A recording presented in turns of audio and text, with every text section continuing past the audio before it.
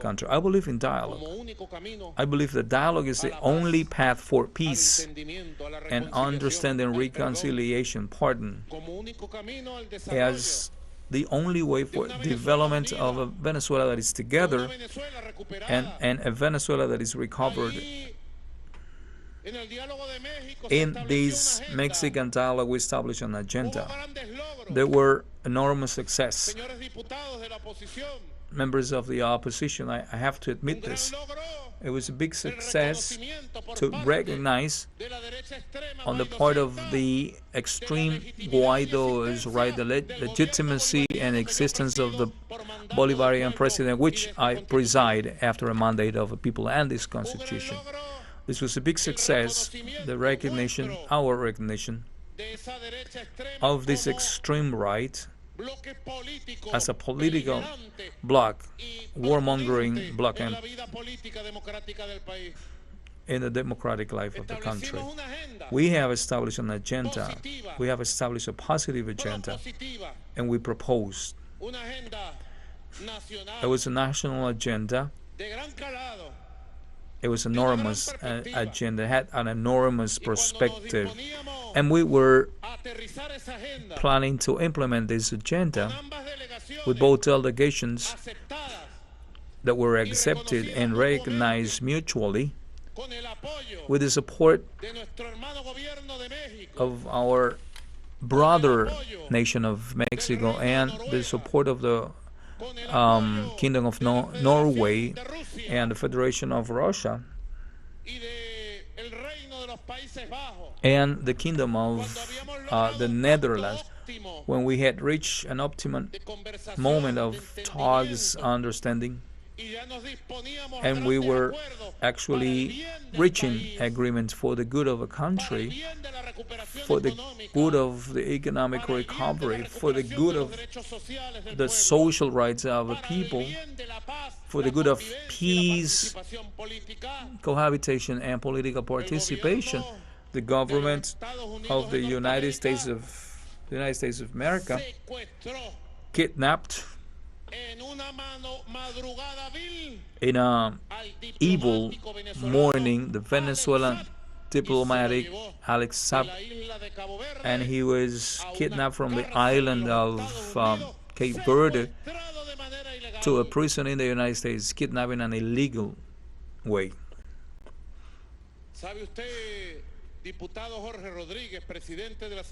Do you know, Deputy Jorge Rodriguez, President of the National Assembly, do you know that the government of the United States had committed itself with the opposition in Mexico and had assumed commitments with us to respect the diplomatic status of Alex Saab as a member of a delegation of Venezuela before dialogues in Mexico. Mr. General Prosecutor, you know this very well, Dr. Tarek William Saab. There was an express agreement, plain agreements in direct and indirect talks, using all methods possible patiently, and we were very optimistic. We were very positive in thinking that in this round of negotiation we were going to land. We were going to miraculously arrive to big agreements for the country. And today we wonder that if the U.S. government knows that having kidnapped from Cape Verde Mr. Alex Saab, who is also protected by the international law, for the U.S., did they know that this was going to involve a protest by the delegation of Venezuela in Mexico and was also going to cause the rupture of dialogue? So we wonder why the U.S. government did this. Who took the decision? Joe Biden?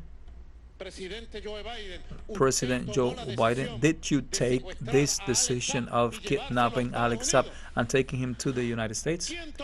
Did you? Who took this decision? The Secretary of State, Anthony Blinken?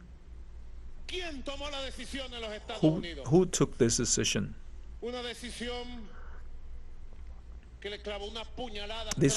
This meant a stab for dialogues in Mexico. I hope, and I say this in front of this assembly, I hope they give actions, positive actions, and rectifying actions, and sooner or later that we are able to retake these dialogues in Mexico as the country expects in order to move forward in proposals, and important proposals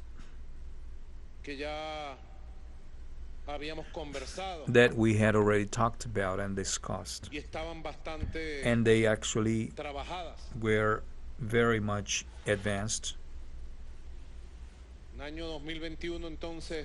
So the year 2021 was a year of political consolidation, and as we said it before, by consolidating this institution, democracy, and peace, that after consolidating internal stability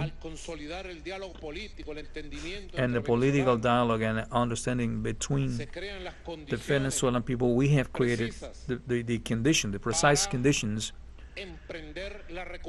to start economic recovery of the path of growth.